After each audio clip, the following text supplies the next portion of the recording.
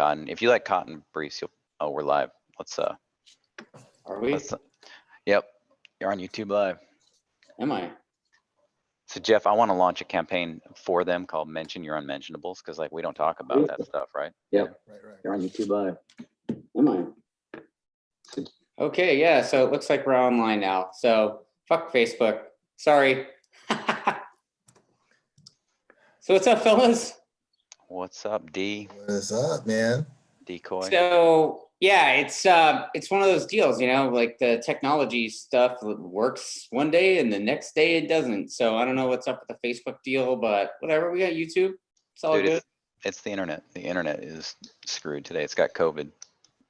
Yeah, I think the Facebook page for sure has the COVID. But dude, so wait, real quick. So how many miles did you ride today? 42 something. So you managed to do 42 miles, and at 5 o'clock you were ready to do this. Like Jeff and I like work, so like, you know, I work too, assholes. Work from the bicycle. Like, I don't know, you know. Well, I was up at 5 a.m. I watched the sun come up. Yeah, you know, I was in here It's by been 7. pretty cool. I'll do my 7 to 7. You know, my 12-hour a day. You know. Nice. Yeah. Nice. Yeah. Exactly. And we go out and ride Sunday for the first time in forever, and I've done no fitness, so you can attest to the fact that after that one session I was laying on the ground thinking I was going to throw up, right? Yeah. I mean, granted, it was like 4 sessions in a row. That was my 4th in a row, but even still, I have no fitness. And then Monday, like I felt every bit of my age getting out of the chair. Yeah. Like it was like, and it wasn't just the usual muscles. It was like everything, like upper back, triceps. Usually that only happens at streets or small tracks, you know, but my hip flexors, my quads, my calves, everything hurt, you know? Yeah. Hilarious. Yep. Even my ego hurt a little bit. I had written down a couple of notes to like share with you guys, you know, and one of them was that, like, you know, after not riding for a while and then kind of suddenly jumping off the deep end, like how'd that go for you guys? You know, I know Jeff went to that Buttonwheel event a couple of weeks ago, and then he rode both days last weekend at Chuckwalla. So, you know, how'd that go for you guys? For me, it was it's kind of cool because I don't have to worry so much about fitness, because playing drums is like a whole nother ball game, dude. It's like 4 solid hours of movement. So I'm kind of used to being in that position. But, you know, and I've been trying to, you know, since Dustin broke me off something at Button Willow, I was doing some miles that actually helped out. So I actually started getting back on my bike, Steven, because it was like, dude, yeah, no, I know. Not cool, you know. So I've been trying to do the 20 because I'm like you, Steven. I can't really get away that long. You know, I don't have the free hours. I'm doing the 10-hour days. So I'm trying to do, like, I set myself a reasonable goal, not a Dustin Coiner goal. I was like, you know, 60 to 70 a week is good. But I'm also the music started back up. So I'm playing 4 hours tomorrow, 4 hours on Saturday, 4 hours on Sunday, and 4 hours on Monday. The band that I'm playing with on Friday. Are you doing in-studio stuff? Or are you actually getting? No, dude, the casinos are opening up. All the casinos are opening up. So I'm playing at Paula Casino 3 days in a row. And then I'm doing a memorial concert with my rock band on Monday. So I'm going to put in about 16 hours of straight drumming. And then I'm going to try to get together with my buddy Nelson Bales, who is an Olympic cyclist, who comes and picks me up. So we're going to throw down at probably like 60 or 70 in the next 3 or 4 days. I'm jealous, man. I'm jealous. You sure you don't want to come get a torture session with Stu on Sunday? Absolutely not.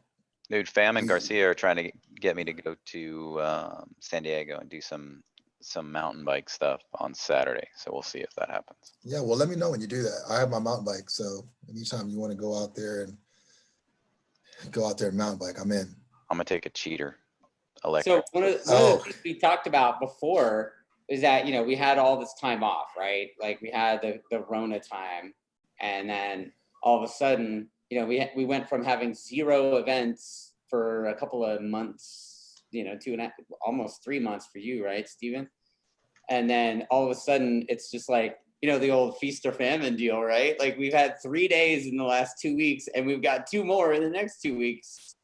And then the next week after that, I have a private day with camming. So it's like, dude. Yeah. Yeah. It was weird, man. I mean, I told you some of the stuff that I went through, but like I mean, I love this Talk sport. about it, man. Let's I, lo- talk about it. so I love Kind the of a sport. veteran, so Yeah, let's talk about it. you know how heavily involved I am in so many different aspects in the sport, right? And so it went from, back when Ruben was riding, like we were at the track 2 to 3 weekends a month, every month. And then, it's kind of gotten back to that with me just doing it, because I'm obviously involved with SoCal, involved with CVMA, involved with TrackDaz. So that means 1 month, I mean, I could be at the track 3 or 4 weekends, and Wow. and then I try to spend some time to stave off divorce, but so and I love every aspect of riding. I like going in circles by myself. I like doing mini track. I love working with C groupers and helping them, get their thing on. I like going out and riding in B group, watching people, trying to keep people from, throw themselves down on the ground, and even just ripping around with you guys, occasionally for a session to have fun. I like every piece of that. But we had this time off. I was at home doing stuff, and then, like you said, it was like somebody turned on the faucet, the fire hose, right at the beginning of May, and I looked at May, and all of a sudden it's like every weekend had something. I went from nothing to every weekend, and I had anticipated being.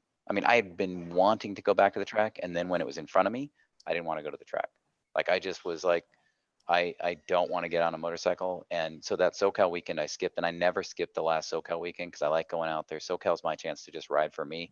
I don't have to, I mean, I love our days. I love working with C groupers. I love working with our customers, but there are days I want to go just ride. Like you and I have snuck into some other track day orgs just because you want to go ride and not be doing 2-ups, So Right. I usually make that last one because I know it's the last one for summer, and I didn't roll out.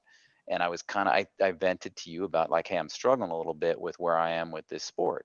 And it's, you went through some stuff earlier this year about like, where am I with the sport?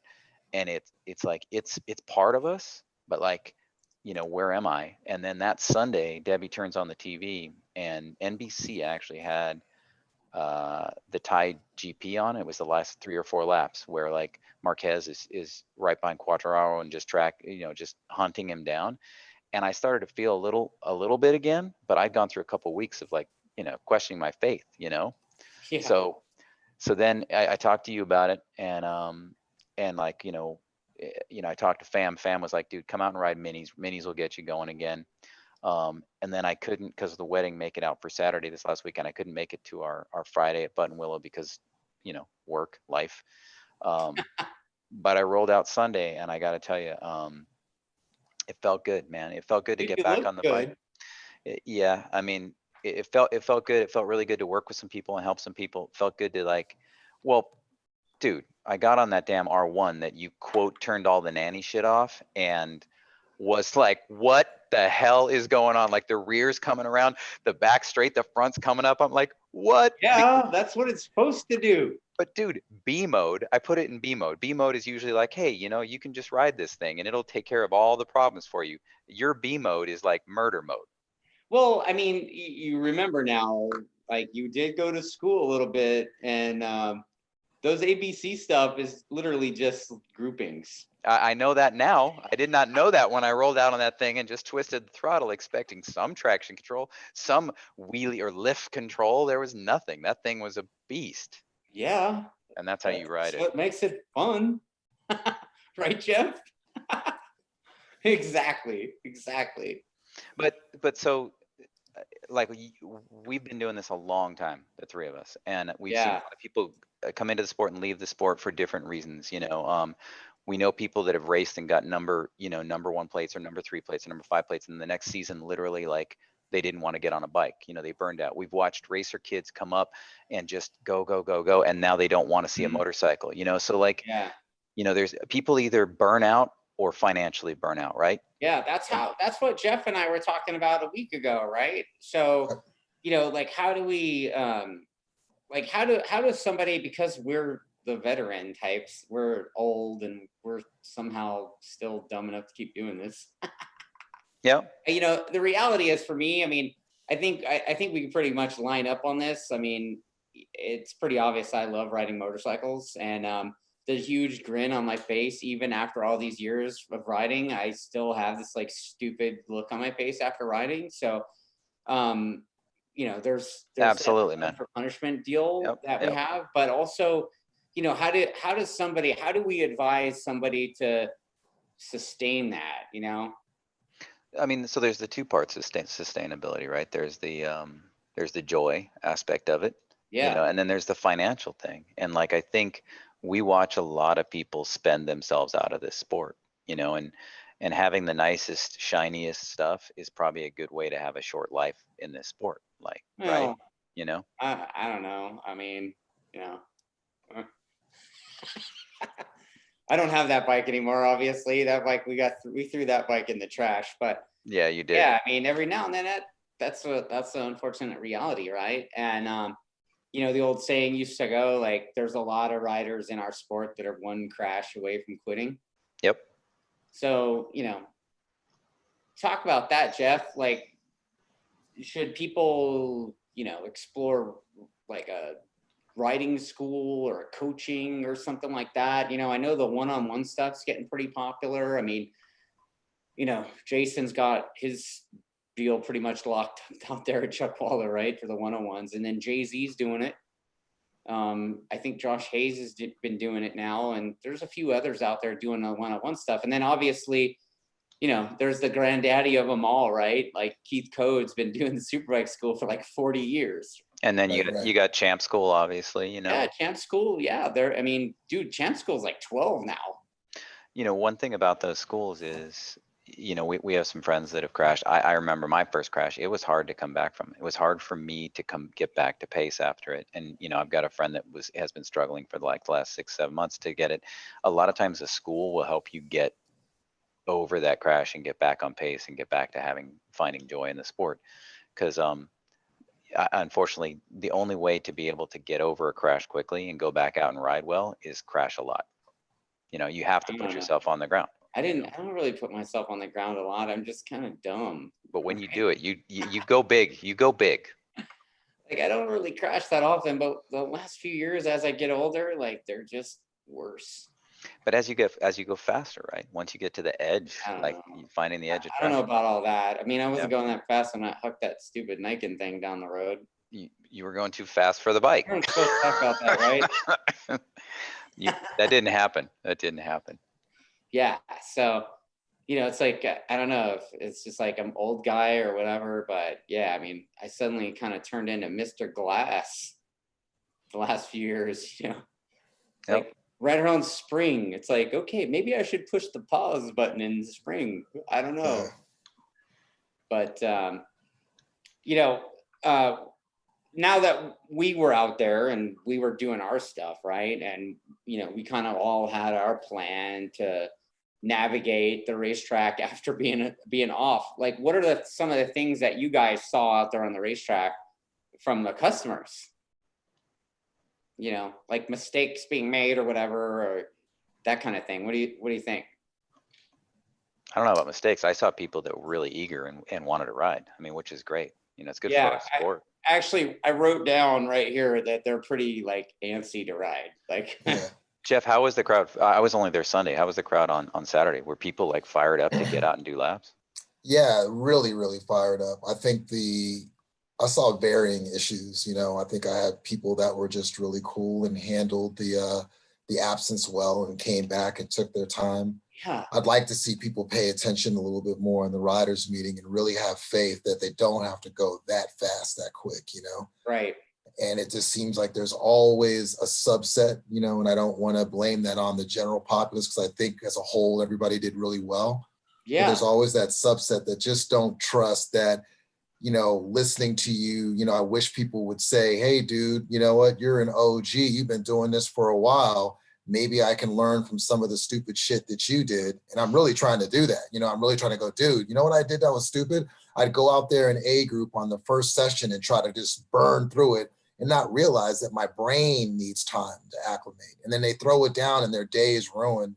And I'm like, dude, I'm telling you, I've been doing this for a long time. You're probably not going to be able to do every session at all in this heat. You're not going to be able to do it. So you can even skip the first session if you want to. I mean, even if I go to a track day now and I'm not at track days, I'm not working in C group, I will skip the first session and just Absolutely. relax. Absolutely. Yeah, me too. Typically, for these times, because responsibilities, right? So been going out and watching. One of the things I thought I tried to steer clear, steer the riders in a certain direction during the riders meetings, like, hey guys, you know what? We've been off for a little bit.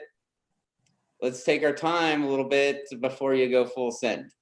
It's kind of like a joke, full send or whatever. But at the same time, I honestly believe it kind of worked because people, for the most part, were pretty chill all weekend, and Richie wasn't super busy. No, Sunday was For pretty. those of you who don't good. know, Richie's our crash truck driver. And yeah, I mean, we didn't really have hardly any red flags Saturday or Sunday really, and maybe a couple each day, and nothing like super severe. There was one dude that had like a scratch on his knee or something, but I think that was more related to the brand of leathers he's wearing rather than the nature of that. Should I not have said that? You're shaking your head, Steven. No, we're good. We're good. Yeah. This is a family show, right? It's a family show. Yeah. Hey, Dustin, how was that guy that got air vac out of Button Willow? Is he good? You know what? He's super cryptic with his messages. Tight-lipped. Let's just say that. Yeah, like he hasn't been like super responsive. So he does respond, but it's like 3 words. Yeah. So like I'd rather just let that. Like, I mean, I don't have anything to say. Yeah. I mean, it's a bad deal for him. Yeah, just checking in with him. Again. Yeah. Well, he didn't really get hurt that bad, right? Days. We don't know. He's Okay. last we heard, he's still in, and so we don't know. So you talked about the heat too. So Saturday wasn't that bad, right, Jeff? I mean, No. Dude, Saturday, like we had a pretty full session all the way toward the end. Yeah. Like there was people circulating all. Really? Yeah. But then the on Sunday, end of the day, Sunday, when Ludwig came out, I don't know if he turned up the heat at the gate or what, but just a little. Yep. There's like a knob on the fence out there, right? Yep. And but yeah, I mean, people were like, you know what, I'm going home, and they were doing it early, like 3 o'clock. Yeah, 3 o'clock, the place started to clean out a little bit. And what's cool is the people that stayed, they got serious track time out there, so it was pretty cool for them. Yeah, that last C group session I did with the guy on the R3, I was on the thank God I was on the MT-07. That thing's so comfortable to ride. I mean, yeah, it's a little soft in the front, man. You hit the brakes and it just dives, but I could ride that all day, even in the heat, because of the position, but I was out there with him and we had the track almost to ourselves. I think you're gonna have to fist fight Tanya for that thing when she comes back. Yeah, if we don't have an R3, she'll be, and then Sophia too. Sophia was digging riding it, but yeah, Sophia, I mean, I looked at all the photos, for the staff photos from the weekend, and like half of them were Sophia riding the MT-07. She asked, like, she's like, hey, can I take that one out? I'm like, sure, I'll grab one of the other one. What's our fleet right now? What's the full lineup? Right now we have 2020, we have 3 2020 R1s, 2 R6s, and the MT-07. And then I obviously have the tried and true trusty your 2-up sled. Yep. FZ10 from 2017. Dude, did I only see one of the R6s, or was somebody camping on the other one the whole day? Like I saw the orange one, but I didn't see the other one. Yeah, it was out there, but okay. I mean, I saw Jimmy riding it, I think, a little bit. I think it was out. It's got miles on it, so all right. I think Elvez was riding it too a little bit. Okay. On Sunday. Yeah. So talking about that, and Ludwig already mentioned his experience on my settings on the R1. What'd you guys think of those new bikes? Dude, I dig them. I really do. I mean, I've liked the new R6 since it came out. I was actually surprised because people were complaining it wasn't as different from the old one. But on Sunday I hopped from the G3 bike onto which is a 16, right? Is that a 2016? Yeah. Onto the new one, and they're pretty dramatically different. Even though there's actually some suspension and stuff like that on the 2016. The feel, like I don't know what it is. The cockpit feels smaller on the new bike, and it just feels more nimble. Yeah, I kind of wish it had an auto clipper. I'm kind of a spoiled bitch right now, so dude, like I'm like, that thing doesn't have auto clipper. I don't want to ride that anymore. Dude, next thing you're gonna be like, oh, guys don't need to learn how to drive a stick shift. No, that's not happening. I have a 6-speed manual right out there, so yeah. Auto clipper. Yeah, I really like the auto clipper. like I said, I'm a spoiled bitch. A little bit. Yeah, and going back to the fitness thing, the bicycling is definitely making a huge difference. I feel like I can ride and like not really get tired. And Saturday, Jeff, you saw, I was riding all 3 sessions back to back, including doing 2-up rides. I think I probably did 10 2-up rides on Saturday. So yeah, it was a busy day, and I woke up early again on Sunday and banged out 10 laps on the bicycle before we went and rode. So but Dustin, you were telling me that when you went to Buttonwillow after all that time off, you got on the bike and you felt better than you felt in a long time. And I had knee surgery a few years ago and was off for like 4 months and came back, and I expected to be slow and not remember what the hell to do. And I went faster than I ever gone. Everybody's like, what's going on? What do you attribute taking a break that long to being? I don't know, man. I think my words were, I felt like myself again. Right. Mm-hmm. So I felt like myself on the motorcycle again. At Buttonwillow, I felt that I could put that R1 anywhere I wanted to, on any line I wanted to use. I felt like me again, like that stab dudes in the neck hunger, and it was awesome. It was awesome having that feeling of confidence to ride a motorcycle again. And I haven't had that feeling in quite a while.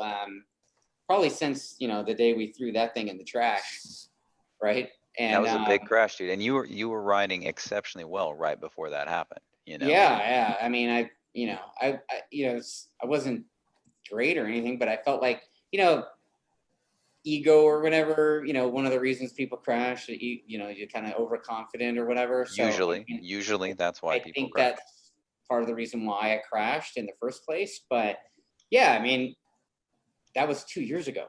And then, we have this long break, and I really didn't take much of a break, even when I broke my back on that, So, to go out and feel that confidence again, it was like, oh, I can do whatever I want. And, it just made it amazing. And, that same confidence carried over the weekend too. I noticed that when you went underneath me in 4, my knee was almost on the front wheel. I'm like, that was my line, dude. I know it was. I know it. Yeah, you were putting it wherever you wanted to. Yeah, I was just trying to keep you guys on camera, so But dude, I love doing a lap, and then I just like smiling. I like the joy that it brings, and then the other side of it is the meditative quality of it. I don't know about you, Jeff, but like for me, when I'm on the bike, it's forces you to be in the moment. Like you can't be thinking about an argument you had with the wife. You can't be thinking about bills or anything else, because if you do, you end up in the dirt, right? So you have to be in the moment at 100 miles an hour. So it's forced meditation. It's just a lot more fun than meditation. But like it relaxes me, and I come back way de-stressed. And so I think I did miss that aspect of it. And so Sunday definitely helped with that, So you guys, are you guys planning on going out to Buttonwillow on the 5th? Yeah, I know Ludwig's planning on going to Chuckwalla on the 29th. Yeah. Yeah, dude, that schedule's gonna be rough, brother. That schedule's gonna suck, man. You know what, dude? Like we had our little electrical meltdown on the toy hauler. So yeah, Lily and I, we put the dogs up next Thursday and Friday, and it's like, sorry guys, we're gonna have to bail out on the race weekend. We're leaving after the track day, going home to get the dogs. There's like no way Moxie and Ebony are gonna be hanging out in the heat at the kennel. That's not happening. No, dude, it's gonna be roasting hot. With me not racing either, it kind of makes it so it doesn't hurt so bad to ditch the race weekend. Yeah. It's gonna be a weird round, man. There are some things I do know that are on the line still, right? Like I know there's probably championships on the line. I know the #1 plate's still on the line. I don't know if Michael Gilbert's going to show up or if he's going to go race Road America instead, race pro race.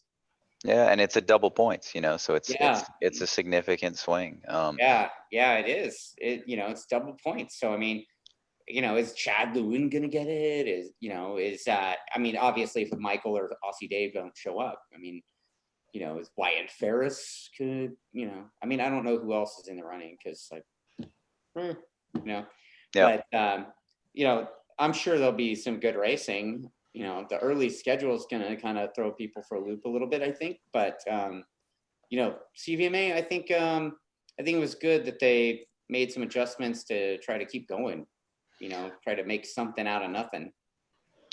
Yeah, to what we were talking about earlier about joy and sustainability and stuff, like, CVMA does, Saturday and Sunday racing. And so this last year, I just made a commitment to just racing Saturdays, and Sunday if I wanted to, because, not getting into a points hunt, just racing for the race, just gridding up for the individual fun of the battle of a single race. And then, on a Saturday, I'll sign up for 4 different races and races, many of them feel good just for that joy, because I love C group. I love rolling in B group. I love doing track days, but racing's a different thing. And I like feeding that little thing. So I don't know if I'm going to race Saturday or not. We'll see, but it is like the last round, and then summer's off. So yeah, I mean, I heard Jimmy Avila was talking about gridding up for. Yeah, dude, I'm hoping on the R3, which is, if he does that, I'm going to be super bummed that I'll miss it. But at the same time, I've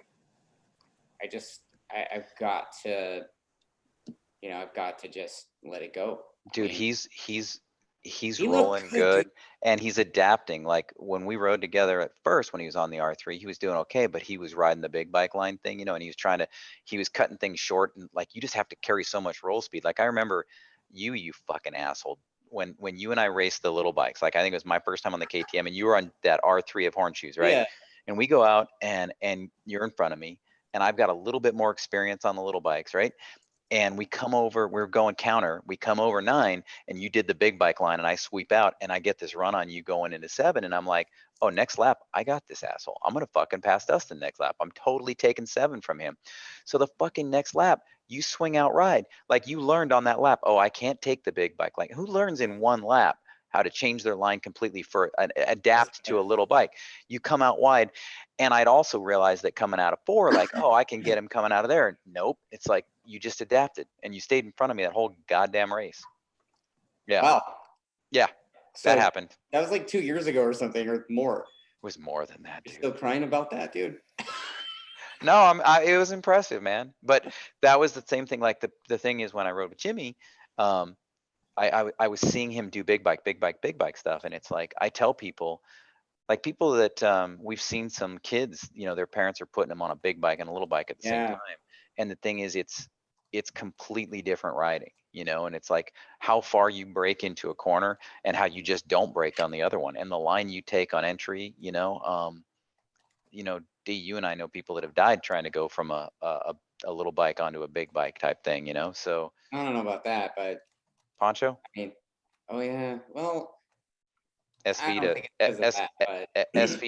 he wins an SV race, and the very next race he wads it up in 8, going in at SV speed into so. Yeah, so over the weekend I was filming you guys as much as I could, and I did get some really epic footage with myself and Alex White, which is so cool. Yeah. I know I told you guys, and I made kind of a big deal out of it, but I wasn't kidding. Like Alex White and I go back over 20 years. Like that dude, because what happened was right. Come on, Jeff. Like that's about as far as I could go with my Alex White impression or whatever. But yeah, Alex and I, Alex was the first shop I took a bike to in the late 90s. And, I became friends with him, and he had that little shop in La Brea right down the street from work. So it was like super easy. And, 20 years ago, Alex was leading me around Buttonwillow for the first time. And No way. to get to kind of return the favor 20 years later at Chuckwalla, it was so like, I was kind of nerding out about it. I'm kind of nerding out about it. Right You now. were. It's awesome. Like I'm doing wheelies everywhere. Like, Alex, are you seeing this shit, bro? Like, so yeah, it's kind of neat. That's awesome. Yeah. So, but I think I filmed Jeff. Jeff, did I get you on film? I don't know. Yeah, I'll I thought you did. That was where you were like doing the head sign, and then you were like go around you. I'll have to take a look at the footage, man. I'll get it up there as soon as I have time, because I do work during the day, unlike you guys think I do. Shut up, Ludwig. Hey, I didn't say anything. I didn't say nothing about your work schedule. I will cut your hair, so you better simmer. No, but I was saying, like, I got Jimmy on film, and I think he was on his R3, and before we went out, he's like, "Hey man, if you could like film me for real, that'd be great, because I know you like to do wheelies and crap everywhere." And I was like, "No, dude, go out and just ride, and let me just hang back and film you." Dude, Jimmy had some serious roll speed. Got to. And I don't know, like, I think this was his first weekend after riding at champ school back in March, because Jimmy had to work and stuff, so he missed the last event. And obviously we had to cancel another bunch of events, right? Half dozen, yeah. Yeah, so to have Jimmy go out there and watching him ripping, I was like, holy shit, who the hell are you? Yeah, dude, and he looked good. He looked like he dropped some pounds. He's got some fitness going. Like, I think the thing is, on the little bikes, the grid at CVMA is big. I don't know what we're gonna have for the last round, but it's gonna be 20 bikes to 30 bikes, Yeah. And no matter what pace you're at, and no matter how old or young you are, there's gonna be somebody to race. Somebody to scrap with. But yep. Man, if he rides like that, I mean, I stuck it up the inside of him with the camera on just to see what he would do. And dude, he leaned on you. He just kind of leaned on me. I was like, "Whoa, dude, who are you? Like, well, you are Owen." That's the other part of it, is you can't roll off on the little bike, or you lose all that momentum. Yeah. So I even told him, I pulled him aside afterwards. I was like, "Look, man," I was like, this is totally not politically correct, but I'm not really politically correct, if anybody knows me, right? But I was like, "Dude, your roll speed's retarded." Yeah. And he kind of took offense to it at first, and I was like, "No, dude, like, you're insane. Like, you're going faster than me in the corner." And he was like, "What?" Yeah, he told me that when I showed up. I'm excited for him. You mentioned Owen, dude. I'm excited for him too, because you and I worked that kid pretty hard a few months ago. Drilling one thing, right? Consistency. Like show up. Don't be learning the track every damn time you show up. Have a map, watch a video. I mean, if you're a racer, and I told him the end of this last weekend is, now you got to take that to the next step, is, if you're going to go race Moto America or do some of this other stuff, you've actually got to be able to watch video and write some stuff down. So your first lap at Laguna isn't your first lap at Laguna. You already have an idea of where it goes. And you have to be able to do enough laps on tracks and understand what markers look like, so that you can watch somebody else's video and have some idea. Because if he's going to be competitive, super accurate every time. He was a different level kid from when you and I were working with him. And I like, honestly, usually like first session of the day with him would be him struggling and learning and stuff like that, and it wasn't like he was going. He used to come out and kind of do what Ruben did back in the day. 100%. He would come out and it was like his first session really looked like he'd never been on the racetrack before, and he'd have to like relearn the track again. Yep. And he's like 20 seconds off the pace. Jeff, does that sound familiar? And but then then he would take him all the way till the second day before he could like pick up his pace or whatever, because he was lost. And now the kid looks like he comes out of the trailer ready to go.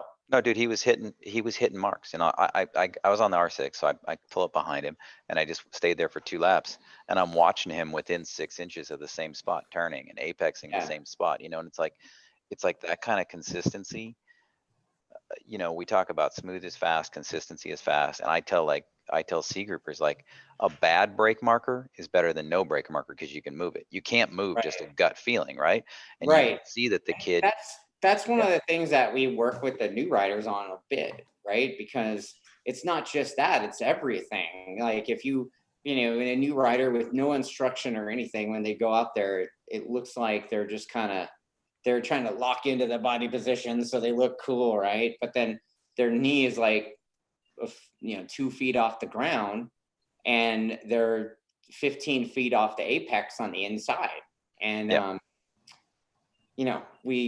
we get out and work with them a little bit. We talk to them in the classroom. We give them a 2-up ride. Yep. And then all of a sudden, the next time back out, they understand what those cones are that we set out there for. They understand that now after they've seen it, and they really understand it after they get a 2-up ride. So, for the most part, I don't use the 2-ups to like scare the shit out of anybody or anything. It's like more like, hey man, why don't you check this out and see what that does to your riding? Yeah, when you and I talk about the 2-ups in C group,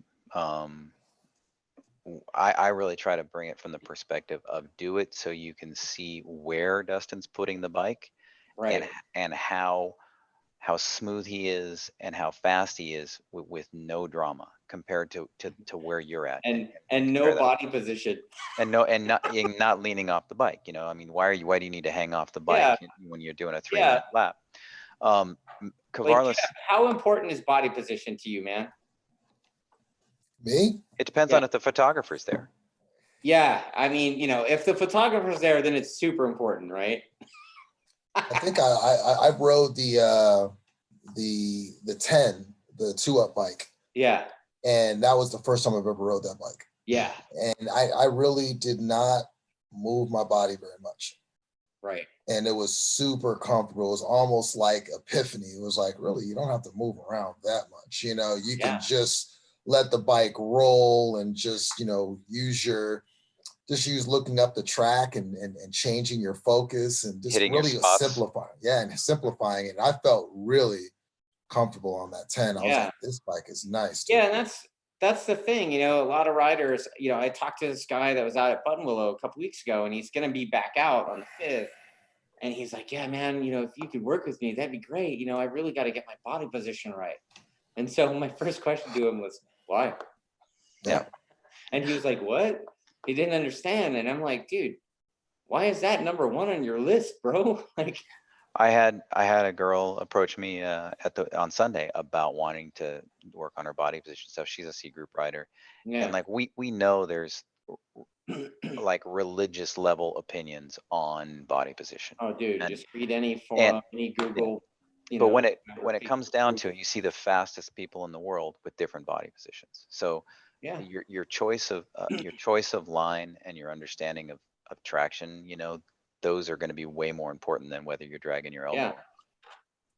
Even dragging elbows sure looks cool, but on our staff, like you watch Stu, you watch Jeff, you watch me, like we have a bunch of different body position people that are. Well, the thing is, there's there's like that position, right, or whatever, and some of that stuff, I'm kind of old and broken, and like I can't put my body there because my wrists don't work and my shoulders don't work, and so I gotta like make whatever work that I've got, and instead of like trying to lock into some silly body position or whatever, like I try to, I don't know, like ride each corner the way it should be ridden, kind of thing. Or the way it works for you is really what it comes down to, right? That. I think there's some core things that all three of us can agree on are important. One, if you turn in early, you're probably going to be in trouble. 2, if you're riding very, very stiff, you're going to be in trouble because you're not letting the bike do its thing. If we see somebody who's got a ton of weight in their arms, that bike can't do its thing. I call it the Heisman. Yeah. So you go into the corner and you're given every corner on the inside the Heisman, Yeah, We're gonna have a chat with you. you're gonna low side. You know, I earned that nickname by being really, really stiff for a long time, and also being on a bike that was so big for me, like Yeah. that old 750. The tank was 700 feet long, and I was like stretched Yeah, I out, think I have hanging that on for guy dear life. in my living room. It's in my coffee table, Do actually. you? Yeah, yeah, exactly. But Jeff does too, actually. yeah. He had that same 750. But like the thing is, we're also different sizes. Like Jeff is going to find a body position that works for him, that allows him to relax and allows him to work the bike in the best way. Right. Like that little girl I was going to work with, Celine, and then even Owen. You know, we're talking to Yeah. Owen about having to stand the bike up. Dude, Owen It's is different like for him to 70 stand the bike. pounds. Like, He is, and he's short. You know, so like to stand the bike up, to push the bike away from you, you tall guys can just like do that. I mean, you can still have your head on the ground and I have don't the really, bike stood I straight don't up. really do that. I don't do that, but I do something. Yeah. Yeah. So, Yeah. but Basically, I'm just trying to get the bike off the edge of the tire, you know, to Right. get on the meat so I can leave Right. you right. Well, Jeff can have his elbow still on the ground and the bike stood up. Well, yeah. Owen, Jeff's it's not going to happen for Owen. Yeah. Sasquatch. Yeah, that's not going to happen for He's Owen. basically a Wookiee. Yeah. Hey, Jeff, I got a question. We never talked about it. Where did your base learning come from? Are you just self-taught, or did you do schools, or is it from hanging around this retard? I mean, where did that stuff come from? I think it's a collage of learning. You know, it started off with just a general love and having a father that was a motorcycle atheist and would not allow me to have a motorcycle. And I just loved motorcycles when I was a kid. So I was pretty much tortured by my friends that had dirt bikes and everything and rode back in the hills. So the first thing I did when I was old enough is I got my own bike when I was old enough to buy my bike. And then I did the whole speeding ticket, getting wheelie tickets and doing all that stuff and getting in a lot of trouble. Before it was popular. Before it was popular, dude. On a motorcycle. Yeah. So it all started with my first track day was actually Dennis Piccolo. And I did Dennis Piccolo at Laguna. Yeah, I did DP at Laguna Seca. And I was like, man, straight up hooked, you know. But DP was expensive, if you remember. It was like back in the day, it was $300 a day. Yeah. You know what I mean? That's expensive. Well, if it's at Laguna, yeah, it's at Laguna. I mean, obviously. Like, but it's like in today's dollars, that was like $600. Mm-hmm. Yeah, exactly. You know what I mean? I mean, can you believe it? That track day was more back then than you pay for track days now. And yeah, you're right. It's Laguna. So obviously Laguna rent is high, but that day was probably the most awesome day. But I knew at that point, like you were talking about earlier, Steven, you know, you just price yourself out the game. There was no way I was going to be able to do a whole bunch of three. And you know what? I'm really not a big fan. I was like a real big fan of Laguna since it was my first track day ever. Yeah. But as I did track days, I stopped really liking it because it was so temperamental with the fog, and the track is not really grippy, but it's not something that you can really get used to because, you know, you got these slight off cambers like in 3, and you could take one track, you could take one line, take it 3 or 4 times, and bam, you're on the ground the 4th time. And there's really nothing you could say, well, what did I do wrong? I did the same thing, you know? Yep. So I really got tired of that track. And oddly enough, that's when I met Dustin. And I had my 2000 Gixxer. Before I met Dustin, I didn't even have my Gixxer. I rode this guy who I had met that I was working with. Dude, I can't even remember his name, Dustin. It's been so long. Jason, I know he was in the was it Jason? Marie. I think, yeah, Jason. Yeah. He was Honda, right? Yeah. So he was like, he let me use his Honda, you know, and I meet Dustin for the first time. Ludwig, this is a little history lesson on the track days program. Like when we started the track days, we were club racer novice dipshits. Yeah. Like, had no idea what the hell we were doing. And we just wanted to, I mean, being honest, like we just kind of wanted to ride for free, you know, like. Totally. But the thing is, like, I've ridden behind Jeff a lot. I've watched Jeff ride, and he's very skilled. He's very, very smooth. So you know, he's got a solid baseline. So like that event, Jeff and his wife at the time, not the current wife Rita, but the other wife, would write a check and mail it, right? And you know. So that first event, Jeff is like, dude, you guys look like you don't know what the hell you're doing. How about me and Jason help you guys out? No shit. I mean, is that pretty accurate, Jeff? Yeah, it is. Yeah, it is. And he's been regretting it ever since. Yeah, so, you know, we've been friends for a long time. And, you know, Jeff had just got the 750 at the time. And it was like Cycle World Bike of the Year or something. And So I went and bought the exact same bike that Jeff had. And, you know, I mean, I could play that pocket bike video again, Jeff, but I'll let it pause for a little bit. I'll let that Well, one. I think Dustin's leaving out that when we first met, I think when really we established that we had kind of a cool friendship that was in the making was I basically was like, dude, take it. You know, not very many people do that. Not very many people go to someone and say, hey, take my bike out for a couple sessions. Either, because like I said, like he said, I didn't know what the hell I was doing, but he let me ride his bike on the track anyway. And it was like immediately, I think I came back like a month or two later and he had one. Yeah. I mean, that was when that Gixxer 750, that 2001 Gixxer 750 was, everybody had that bike, man. I had the 02. Like later than that, but that's the one that I was like stretched out on. I mean, like that tank was 300 feet long. You're a midget. Exactly. I mean, a little person. Yeah, but but getting back to it, like I think like nobody's gonna want to watch this shit anyway. The three of us just bullshitting. But like Jeff, your riding skills, you're relaxed, your ability to go out on the R1 and just kind of rip around and looking like it's zero drama kind of stuff. Where did that, I mean, is that just time in the saddle? Did you do schooling? You know, is it just, where did all that come from? Like I said before, it was a collage, right? It was obviously mistakes that are made, right? You know, because you do stupid shit. And then, so I rode with, obviously, you know, people that are track, they always take notes. I'm one of those guys that I listen to everybody. I really don't think anybody has anything stupid. I think everybody has some value.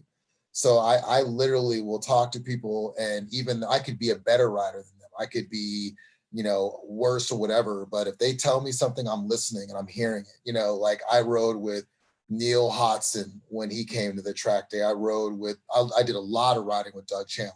Doug Chandler is definitely my favorite. Awesome. He's my That's favorite. Great, dude. That's awesome. Yeah. That's good stuff. He's so smooth, and Doug is so cool because he lived in Salinas with me. So I used to go to Doug Chandler's shop when Doug Chandler had his DC-10 shop, and literally he would go to Button Willow and he would just be like, "It's me and you, dude." That's and it was epic, just, dude. And I would just hang out with Doug, and he'd go around the track. We just switch positions, and and that's so what did you get from Doug? Like, if there were like three things that really kind of came to you from that period? Do you remember? Like, is it? I got one thing from Doug. What's that? Smooth. I was gonna say it had to be that, right? That was it. I mean, everything Doug did, he didn't look like the bike was doing that. He didn't look like the bike was working. Like I see some really fast guys right now. And when I see him go on the track, I'm like, you are working, dude. Don't get me wrong. You're doing a 47 or whatever, a 46. And you're obviously, but you are showing me you're doing a 46. It's obvious. You got the bike moving around, everything. It's like, dude, you look great. That's great footage on YouTube. But Doug will do that and it'll look like he's doing a 201.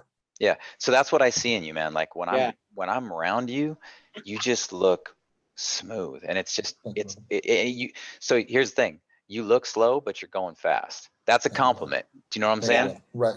Yeah, and that's the thing when in C group when I talk about doing a 2-up with Dustin, it's like, look at how smooth he is. Look at how, and Dustin, you talk about in champ school, like the slow hands. You know, it's like you're not grabbing the brakes. Scott Russell stuff, right? Yeah, I mean, I learned a lot. I mean, I did the champion school, I think in 2010 or 11 maybe, at Miller in the rain for 3 days. So that was kind of different. You got to be smooth. I mean, oh yeah, dude, like you're in trouble right there. Miller in the rain on whatever those street tire things are, and expect to work out if you're not doing it smoothly, right? Right. But years later, I was working for Champ School at Jersey, and I got the opportunity to do a couple of 2-up rides with Scott Russell. And one of the things that I took away from that, just kind of picking up little tidbits here and there, right, is just, dude, how deliberate that guy is with every action that he made, and then how slow his hands were.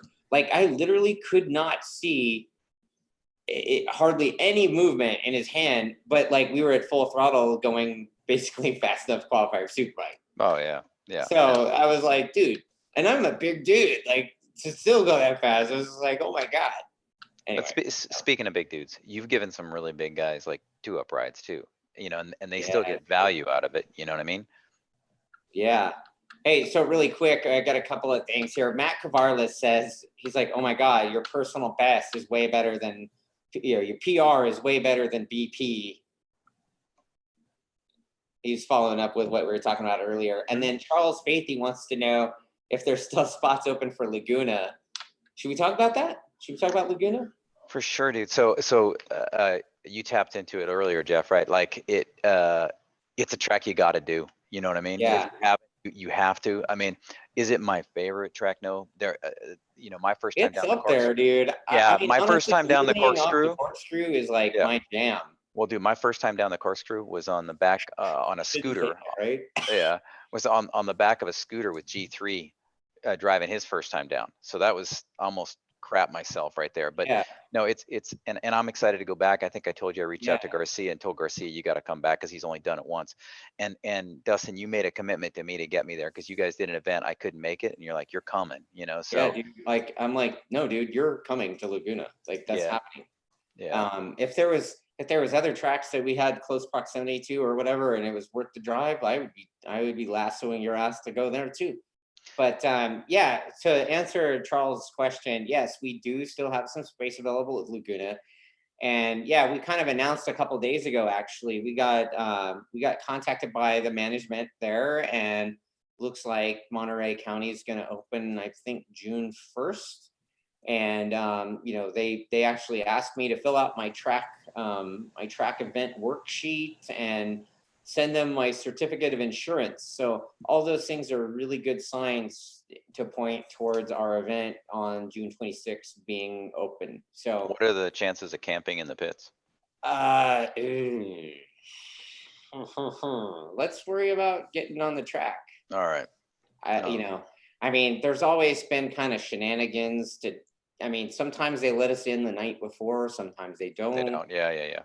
And they change management more often than Yeah. Jeff changes underwear. So it's Well, that on a race weekend probably. There is lucky underwear, dude. What? right. Totally. Yeah. Yeah, I mean, I'm looking forward to going up there. Like I said, I reached out to Garcia, like get the band back together and go. It's a track that you have to do. Yeah, it's a bucket list, dude. That's why we make that bucket list T-shirt.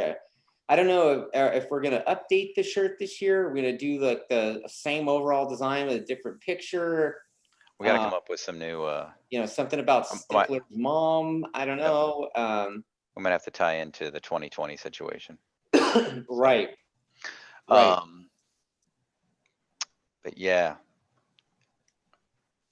Yeah, so Laguna's going to happen, and Cavarles asks again about the decibel limit there, and yeah, I mean that's the one thing that's like a bummer there is that it's one corner, dude. It's one corner. Yeah, so just go slow. Yeah, so basically, I don't even say go slow. I say go conversational.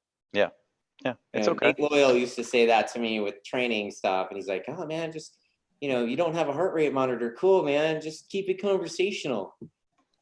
And I'm like, okay, dude. So now I have a heart rate monitor, but I still have that resonating in my skull when I'm out there pedaling. And it's like, if I can't have a conversation, I'm going too hard, right? So, yeah. The problem is your conversational is my vomit. So that's an issue. Is you got to make sure that's your problem. It's just laziness. Kind of is.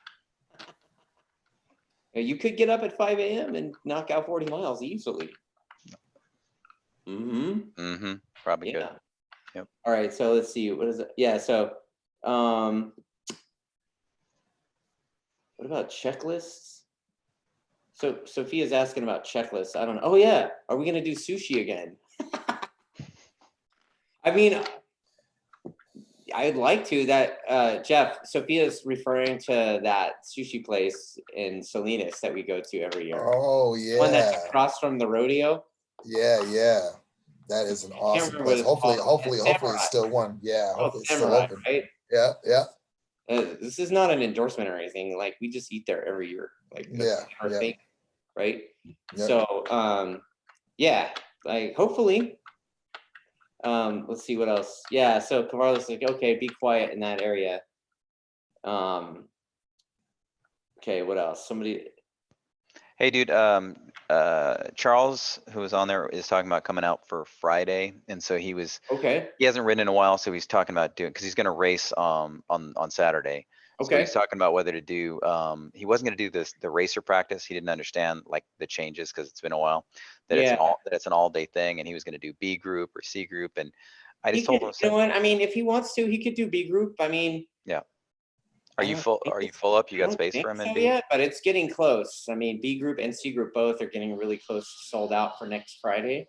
Yeah, Uh, he wants to dial in his new bike, and he's got some yeah, big and ass Mythos. good. He's got the best looking Mythos leathers that they've. Does he? Oh, dude, it looks so cool That's because a his that's like logo. a statement. Yeah, his logo is like this abstract shape, and so the designer like kind of wrapped it as a macro graphic, and then he's got a matching helmet, and he bought some pimpy boots, so he's, there's look fast and be fast. He might be on the look fast side. I don't know. He just posted that he's already registered for, you know, race Perfect, practice. So perfect, good. perfect, good. Yeah, I mean, Yep. so to explain what Ludwig's talking about with regards to the differences in the CVMA Fridays is that we are kind of splitting the Fridays now with Chuck Walla with CVMA, and so TrackDaz now host B group and C group, and racer practice sessions, racer 1 and racer 2, which is like kind of the fast and kind of fast. Those are handled through CVMA. So like when you go and register for your races, you can sign up and register for the racer practice. And racers, I think racer 1 starts at the same time as a B group riders meeting starts. But we are, for this one, we're doing like a beat the heat kind of schedule, right, people? Did you email Yeah. everybody, like letting them know, or Hang on what? a second. I'm gonna close the window. There's like a chainsaw going off outside. Can't hear it. You're good. Yeah. Dude, That's this weird. thing just got so much better looking. What happened, Jeff? Like do you see this? Like it looks so much nicer right now. Yeah. Oh yeah, my chair. Oh, Yeah.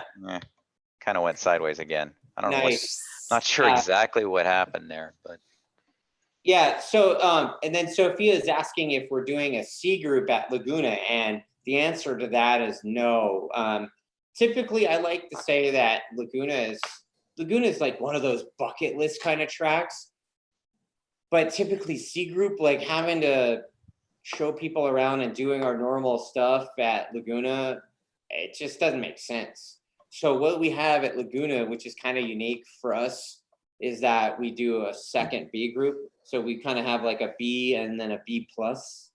And the B plus is basically for all those guys that probably should be an A, right? So that way we can, B group normally sells out first anyway. So we have 2 B groups and then 1 A group for Laguna. And it's filling up too. I mean, people have been signing up for Laguna. As soon as they found out, I saw entries coming through. so is the B group there? I mean, can a high C grouper hop into that B group and feel if pretty you're on the comfortable, you think? verge of being B group anyway, you could probably go to the lower B group. Yeah. Okay. B plus is the ones that are like, they've been riding forever already, and Yeah, they probably should be an A. Yeah, there's a couple people that, were out in C group this last thing that are, and dude, it's weird. It's really strange to be at a normal track day as opposed to the Fridays. Cause our Fridays, the pace in every group was so fast, I Yeah. mean, like our B group on a racer Friday was like going to an A group anywhere else. TrackDaz A group. Yeah, it really was. Yeah. And, I had other track day orgs tell me that, like, hey, but if you're coming over, just realize it's gonna be like normal stuff. So we're slow. Right. It's like, but it's not that they're slow. It's just that those days, because we got so loaded, Yeah. it was kind of crazy, and then the spillover, having a racer sign up for C group, it's like, anyway, we're past those days, luckily. But Yeah. it is interesting to go out to another track day, and Yeah. and get it and go out in B group and be like, wait, am I in C? What I group am don't I go in right out now? and B Yeah, group at other track days. I know you don't. I know you don't. You shouldn't either. You got no business there unless you're coaching somebody in the B group. Yeah, that or little bike stuff, but yeah, I just, there's some time that I just wish I had more of to do more days. I just, it's hard. Yeah, and the thing is for you, like, is it you want to do more track days, or you want to be able to get out and ride? Because I'd like to be able to get out and ride at other people's days, so I don't have to work. yeah, we got to make some time for that. Like it'd be great to I grab know Jeff, Finley, you know, there's Jeff. Yeah, I was there's gonna that tell new you, track like, day company. They're out of Vegas. yeah, Apex Assassins, and I'd I like dig to those say we're guys pretty too. good buddies with those guys. Yeah, And they've been inviting us out, but it's like they keep inviting us out to tracks that I'm not allowed in the gate at that place. So yeah, I mean, the thing is, it would be super fun to grab a bunch of us and go mob one of their days, you know. yeah, You know, yeah. they're great They've dudes. There was invited a us to Vegas, but yeah, Vegas is closed right now. yeah, there was a few of them out at our day, like Sunday, right? Like I Yeah, saw I Richard. invited. Richard was going through Yeah, some of the same stuff that you were going through, Steven. yeah, And yeah. you know, he sent me a message, and I was like, "Well, look, dude, like, come on out, and I'll work Yeah. with you a little bit," you know. And I saw And somebody so, else with Apex Assassin leathers on, so I think a couple of them there. yeah, there They're was a good. couple other dudes there. Ty was there, and I can't remember what that long-haired dude's name is. Yeah, Sorry, dude.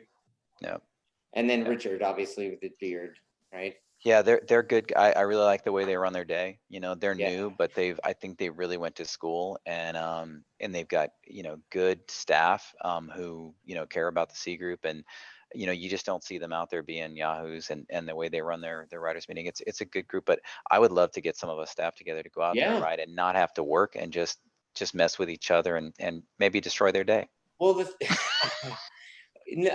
the thing, you know, that I would never do that, you know. I mean, and when those guys come to my events, like, I don't make a big deal out of them being there either. No, big respect. They're awesome, you know. Like, I mean, I've been to a few days, not going to mention their names or anything, but like, I've been to a few days where it's like, you know, I feel like I have an X on my back, right?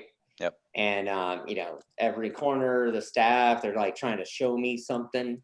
Yep. Like, dude, if you want to show me something, grid up and race with me. Yep. You know? Yeah, no, it'd be great to make it out to one of their days out at, you know, I don't know if they're probably not going to do that. They had that carnival or festival speed thing they did up at Willow. Yeah. I did show up at that. That thing was, it was such a great weekend. Like it was awesome. You know, I mean, it was like a mini Daytona Speed Week or whatever it is, but Right. it was out here, you know, and there Yeah, was they did a thing at Willow, I don't know, I think it was like last summer or something, and Yep. they were out here, and dude, like, I straight up bicycled out there Yep. to say hi. Yep. And you know, apparently nobody saw me at the gate, right? Yeah, So, there's no family around, I guess, you know. yeah. So I mean, so like dudes like that, I mean, I know we could ride with them, and you know, we ride SoCal. Track experience. We can do SoCal. Yeah. They're closed for the Yeah, summer. I mean, James, probably and those guys are good with us. we And could probably hit up Martine, you know, do a 2-wheel track days. Those guys have it's been some a good stuff. minute since I think I went to Martine's first event. And I don't think I've been, how long has Martine been doing days now? Like 3-4 years? Yeah, I think so. So, you know, yeah, there's some good guys out there, you know. I mean, it's just finding the time is the Finding biggest. the time with the days we've got, but like Yeah. I would love I to mean, go dude, out. we're at the track. We have track days events scheduled like every week. I know. But it would just be nice to go out and it'd be just nice to go out and do it and not have to work and yeah, you know. yeah. I mean, it's tough to give up the pay, you know, that you pay us, you know. Oh yeah, yeah. I'll have to triple your guys' pay to go. Let's see, what's 3 times 0? That's right. Oh. But no, it's but getting back to that festival speed thing or carnival speed or whatever they did, there's a woman that I worked with in C group at Buttonwillow, and she went out. We were trying to get her to get pinned on her bike, but she went out to that thing and she showed up on Saturday, didn't ride, but then they had like the drag races down the front straight at Big Willow, and so she went out there and got pinned, and then the next day she was actually pinned on the straight. So it's, you know, it's riding a bunch of different shit, you know, and doing different things. So Ludwig's Teaspoon says to ask you about to follow up about his website. Yeah. Yeah. Sorry, Teaspoon. You know, I wish I had news for let's him. talk about something. Recently, the Track Days program kind of did a deal with Alpine Stars. Jeff, myself, Ludwig's kind of on pause, but you know, there's boots and gloves. How'd that work out? You got the Super Tech R boots, right? I did. What do you think of those? I think they're awesome. They feel very secure. And surprisingly, even though they have the inner boot, they're very, very comfortable. Dude, Yeah. I wore them before. Alpine Stars boots have always been the most comfortable that I've had. The other boots I was wearing prior to that for several years, actually, like I had this thing where it would like just ruin my pinky toes. Like just destroy the pinky toes. And with the Alpine Star boots, with that inner boot thing, like I always thought it would feel bulky or whatever, but it's actually super comfortable, and I feel like I can put my foot in a better place on the foot peg too. And it's not destroying the bottom of the sole so quickly either. Really? Right. Okay. Yeah.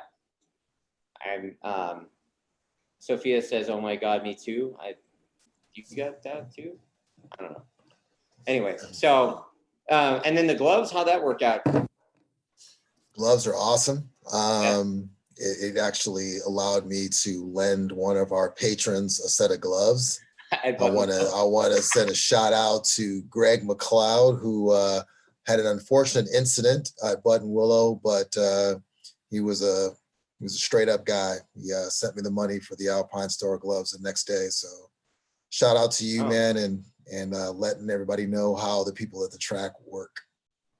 Yeah, so that's that Alpine Stars deal is pretty cool for the staff. I mean, we joke about being a volunteer staff, right? But like I work really hard to try to set things up for the crew so we can all kind of benefit from the program, right? So, like we kind of joked about it before. It's like, man, when we started this thing, wouldn't it be cool if, and then it's like, oh, we ride all the same bike, or we all look the same in our suits or whatever. And, and tires, same thing. And, with Pirelli and, to meet those suits and all that, like we all look the part, I mean, we've been kind of living that dream that we started talking about that when 2002, Jeff.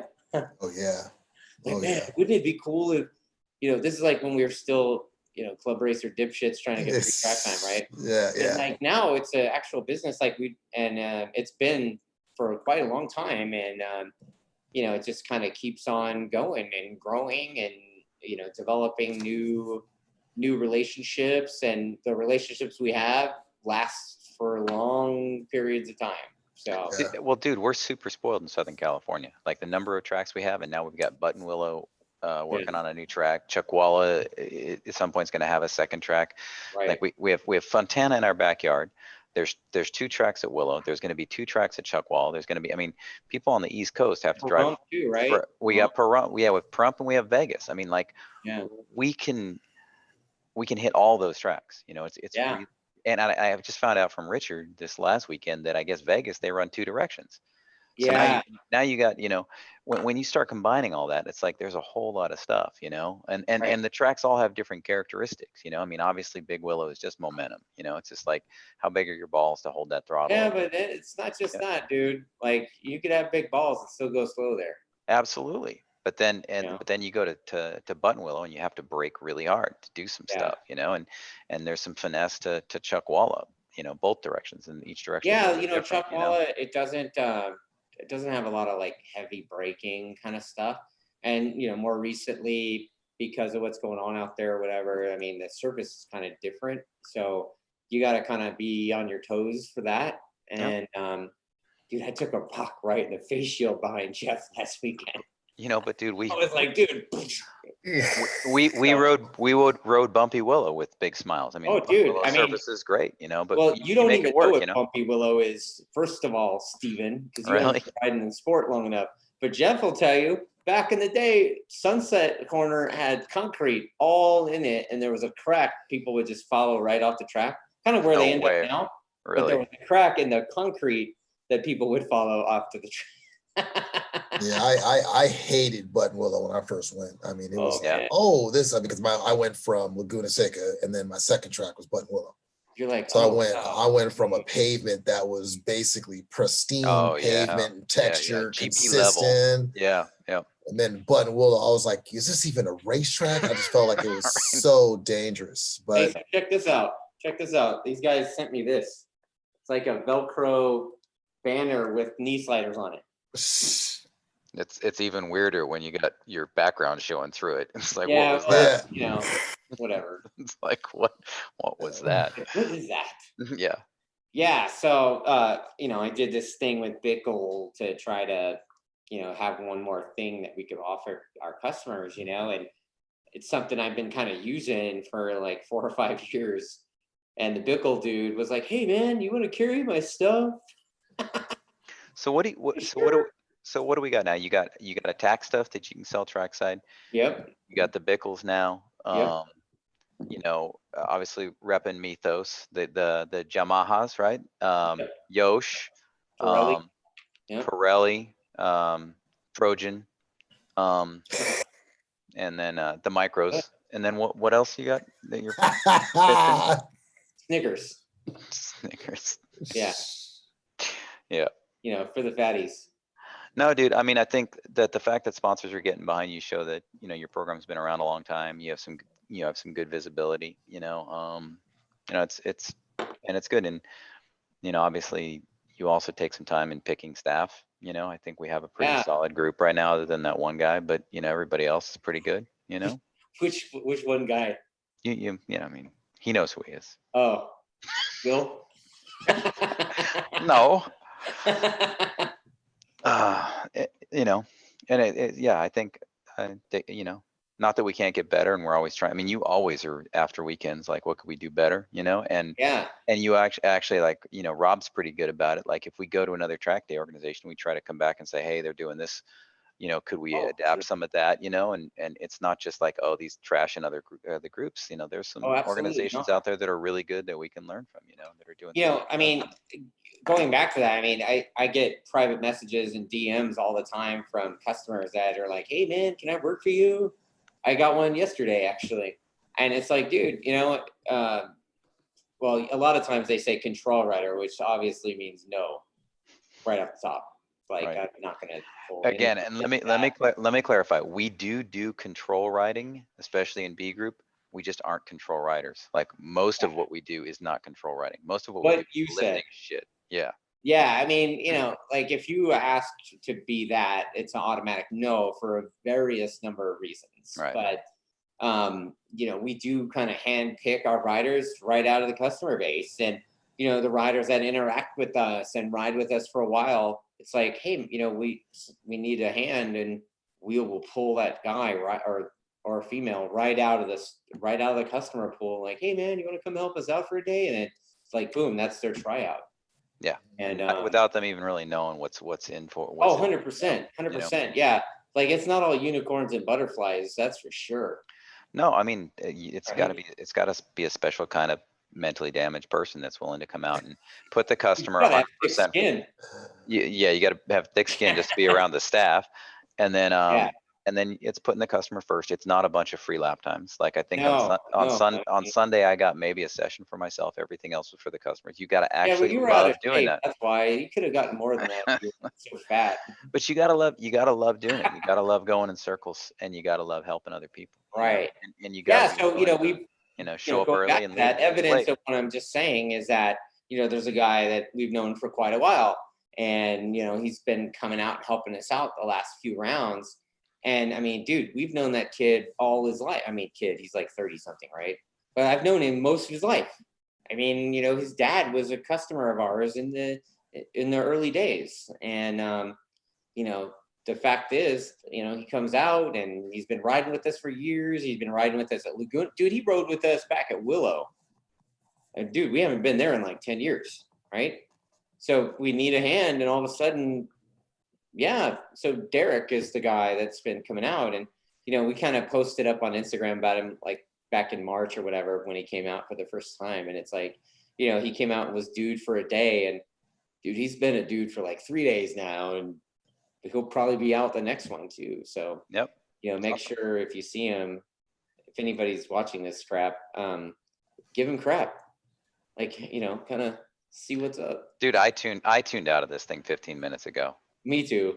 Yeah, I was bored. I left. I mean, this is literally like a YouTube version of us talking on the phone. It is. This is me and Jeff working pre-grid at Laguna right now. You know. Oh my God. Still Like, got that oh, picture. I do too. I had this headset on, I think. Yeah. You know who?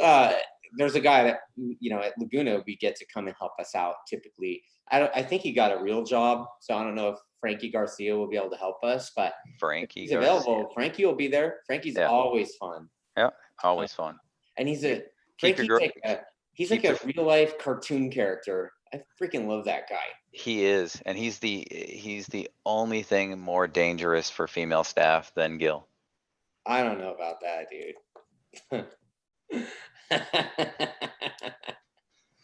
I wouldn't say female customers, I should say. Yeah, I don't know if I agree with that, dude. Like, he's too busy trying to look cool on a motorcycle. He is. He's pretty damn cool on a motorcycle. He's you know what we said earlier about Jeff?